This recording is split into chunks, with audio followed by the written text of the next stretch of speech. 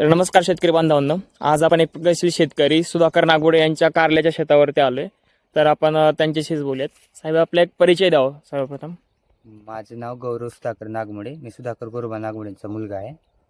या ठिकाणी आपण 3 एकर कारले लावलेले होते.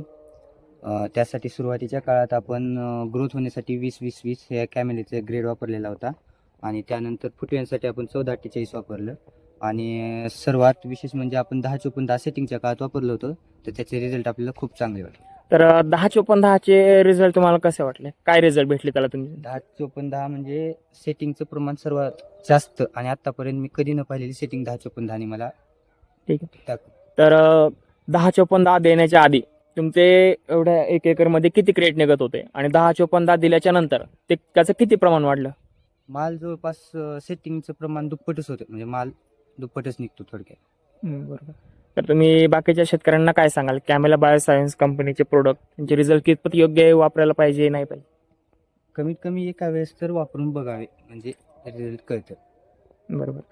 तर शेतकरी मित्रांनो, तुम्ही बघू शकता सुरुवातीपासून या प्लॉटला कॅमेला बायोसायन्सचेच सर्व खते गेले.